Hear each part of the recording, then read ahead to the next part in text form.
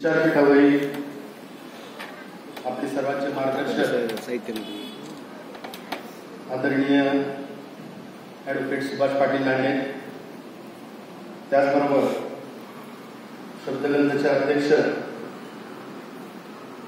आणि ज्यांचा आज वाढदिवस आहे असे राजेंद्रजी उदागे, माजी नगरसेवक माननीय श्रीनिवासजी बोजा, आमचे मित्र आणि जिल्ह्यातील एक प्रसिद्ध वक्ते प्राध्यापक सीताराम काकडे, त्याचबरोबर शेंडगे साहेब, नगर टाइम्सचे संपादक माननीय रोडे सर आणि उपस्थित मित्र, गेल्या वर्षभरापासून कोरोनाच्या या संकट काळामध्ये आपण एकमेकांना भेटू शकत नव्हतो, परंतु आता परिस्थिती बदललेली आहे आणि म्हणून आपण एकमेकांना आता भेटत आहोत। या नवीन वर्षाच्या पहिल्याच दिवशी आज राजेंद्रजी उदागे यांचा वाढदिवस आणि ते निमित्त साधून आपण जी काही शब्दगंधची दिनदर्शिका तयार केली आहे त्याचं प्रकाशन आज आपण या ठिकाणी ठेवलेलं आहे।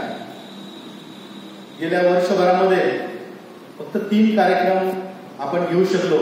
एक कार्यक्रम म्हणजे संगमनेरला महाविद्यालयीन विद्यार्थ्यांची कविता वाचन स्पर्धा आपण घेतली।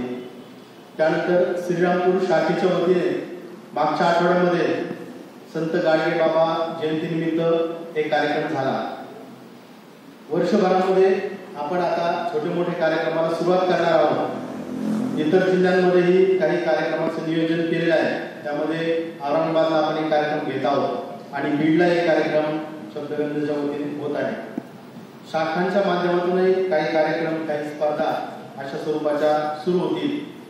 या वर्षभरामध्ये आपण जवळपास 11 पुस्तकं तयार केली आहेत, परंतु समारंभ त्याचे फारसे होऊ शकलेले नाही। राजेंद्रजी उदागे यांचा वाढदिवस अशा पद्धतीने का साजरा करायचा किंवा त्या दिनाचं औचित्य साधून आपण हा कार्यक्रम का ठेवला, याबद्दल थोडंसं मला असं वाटतं की कोरोनाच्या कालावधीमध्ये आपण सर्वजण घरामध्ये बसलेलो होतो आणि अशा वेळी त्या अहमदनगर शहरामध्ये कोण उपाशी आहे याचा शोध घेत फिरत होते। मित्र, त्यामध्ये मग पोलीस असतील, काही प्रवासी असतील, काही वेगवेगळ्या ठिकाणी काम करणारे कामगार असतील की ज्यांना या कोरोनाच्या कालावधीमध्ये कुठेही बाहेर फिरता येत नव्हतं किंवा कामावर जाता येत नव्हतं, सगळं जग असं शांत झालेलं होतं आणि अशा वेळी त्यांनी पुढे येऊन या सर्व लोकांना मदतीचा हात दिला।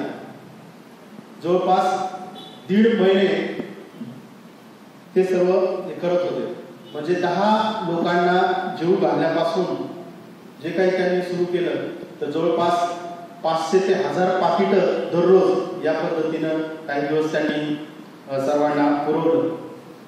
सुरुवातीला काही अडचणी आल्या, नंतरच्या